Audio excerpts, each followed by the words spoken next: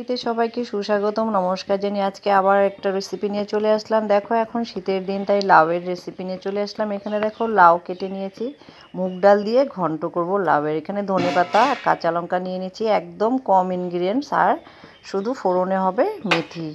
তো দেখো এখানে কেটে নিয়েছি এগুলো সব। এখন কড়া বসে দিয়েছি, কড়া গরম হতে থাকবে। তো তেলটা দিয়ে দিলাম, তেলটা গরম হতে হতে এখানে দিয়ে দিব মেথি ফোড়ন।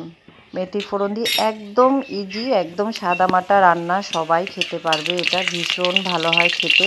তোমরা তো জানোই আমি একদম কম ইনগ্রিডিয়েন্টসে কম মশলায় রান্না করি, তাই দেখো সবাই খেতে পারবে। দেখো এখানে মেথি সম্বারটা দিয়ে এখানে মুগ ডালটাকে হালকা ভেজে নিব, কিন্তু আজকে আমার একটু কড়া ভাজা হয়ে গেছে, এটা হালকা ভেজে নিবে। তারপরে সাথে সাথেই এখানে লাউটা দিতে হবে, লাউ আর কাঁচা লঙ্কাটা দিয়ে দিতে হবে, আর সাথে পরিমাণ মতো লবণ দিয়ে একটু নাড়াচাড়া করে এটাকে ঢাকনা দিয়ে দিতে হবে। জল কিন্তু দেওয়া চলবে না, আর কম আঁচে রান্নাটা করতে হবে। যারা যারা ভিডিওটা আমার স্কিপ না করে অবশ্যই দেখো, একদম অনুরোধ রইল। আর পাশে থাকা বেল আইকনটি টিপে যারা যারা সাবস্ক্রাইব করনি তারা তারা সাবস্ক্রাইব করে দিও। দেখো এখানে লাউ ঘন্ট হয়ে গেছে, লাউটা প্রায় সিদ্ধ হয়ে গেছে। দেখো এখানে জল ছেড়ে দিয়েছে অল্প। এখন হলুদটা দিয়ে এটাকে ভালো মতো নেড়ে চেড়ে নিতে হবে।